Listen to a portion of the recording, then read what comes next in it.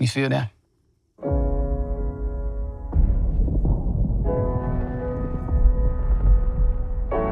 That's your family. That's your blood. First, congratulations, debut film. I mean, that's such a big deal and an accomplishment for you to have done that. I know after your studies at AFI and all that. Screening it with your family there and everything else last night, like how was that feeling just to see the energy and the support from everybody? You know, we did a really wild thing. Not last night, but we made this movie and I asked the cast to come watch the movie together for the first time, which is really scary because as you can imagine, if you act in something, you there's a certain amount of submission you have to give yourself to the movie and trust the people that you make it with. And most actors reasonably want to experience a film by themselves for the first time. Absolutely. In the safety of the, to know to see what they've done for them by themselves and what's done to their performance. But we did something wild, which was have everybody come together and see it together for the first time as a community, which is the spirit in which we made the film. And luckily, most of them everybody that was available did come. You came and it was a great time. Together. I wish you could have been there. The energy in the room was like, electric. Yeah. And everybody watched the movie. This thing that we've done together, it was like, here it is. Like, let's all enjoy it now. And that was a really beautiful moment. Ray, I want to take you back to B-More. You was working at the theater at Cinemark or whatever. I want to know, working in that theater, I know you're working and sneaking into movies. Like, which movies? How'd you know I snuck in the movies? Who told you that? I'm a reporter. I can't. You got the low. Okay. Which performances do you think kind of pushed you a little bit more? I know you was in theater, had a professor got you into that, but was there any things that you saw on the screen that said, this is really what I want to do? Honestly, everything. Working in a movie theater for me as a high schooler was pivotal. I didn't really know much about the technique and the craft. I had some friends that were into cinema at the time, and they would put me in some of their shorter films that they were making for some of the community colleges and things. But I was a big action fan, man. Anything Wesley Snipes around that time. I think this was around the time Blade Trinity had come out, right?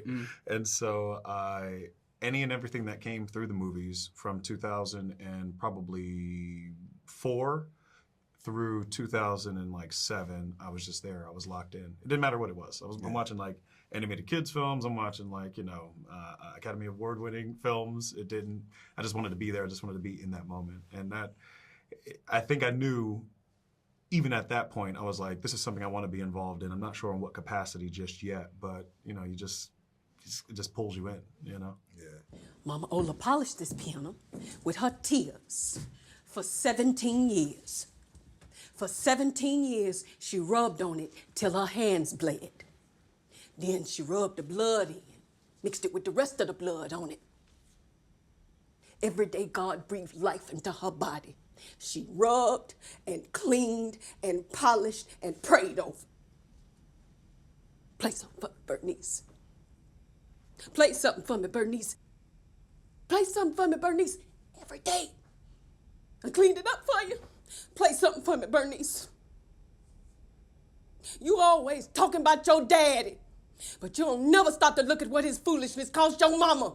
17 years worth of cold nights and an empty bed for what? For a piano? For a piece of wood? To get even with somebody? Yeah. So much talent in that household that y'all could just shoot movies at the house. But when you have, Olivia and JD and Katya and everybody else and Pauletta all in the house, can you do your own table reads with your work that you just have Academy Award winning table reads going on at the house?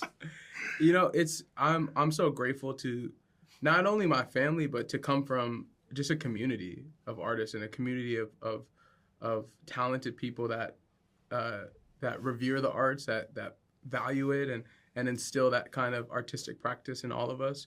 And it's something that has carried over in how we live our lives. Now we made this film and forged a new family and made a community out of it. Ray's, I didn't know Ray before we started working on this project, but he's my brother now, and so is Danielle Deadwyler and Corey Hawkins. And we really are a community, and that was built out of the foundation that I come from, but also the tradition and practice of so many great Black artists that came before us, and they coming through Broadway in the 70s and 80s, you know, and breaking into Hollywood in the 80s and 90s and 2000s. So there's a strong lineage that we're tying into now, and I'm grateful to have built out a community for ourselves that we honor. In this pantheon of August Wilson's products, I mean, Fences was great, and Ma Rainey's was great, but this felt like the most cinematic, and I feel like the biggest thing for me was Sutter's Ghost. You know, I want to know, as a collective Black community, as we deal with the vestiges of slavery and everything else, how do we exercise Sutter's Ghost as a community? I think the film points as a great example. It's in confrontation. It's an acknowledgement of your past, acknowledgement of those that came before you. Because to free yourself, to get into the future, you have to free yourself of the past in a lot of ways. You have to unburden yourself of some traumas, and you have to engage in the joy that's been passed down, engaged in the strength that's been passed down, and put yourself in a larger context, as in context of those that came before you, so that you can take what they've learned and instill it in you, and then pass it down to keep the line moving forward. Absolutely, and I think it's a collective sort of fight, right? You look at this piece, it's not boy Willie that takes Sutter down, it's not Berniece that takes Sutter down, it's them together. They have to come together in order to be able to do this and to be able to deal with the issues of the past. And the same with Doker and Whining Boy, right? The family has converged, all of them, in this place, in this specific moment. And it's a beautiful thing to watch. It was a beautiful thing to film and to be a part of. And I think that's how we as a people have to do it. We have to do it together. There's no other way. Yeah. Great film, man. I really loved it, man. I can't wait to see all the projects you got coming up next, and can't wait to see you on the screen. And I hope they give you the right size shoes. Thank you, everybody. Thank you, Appreciate you. Appreciate you. I need that BlackTree TV. I need that BlackTree TV. I need that BlackTree TV. BlackTree TV.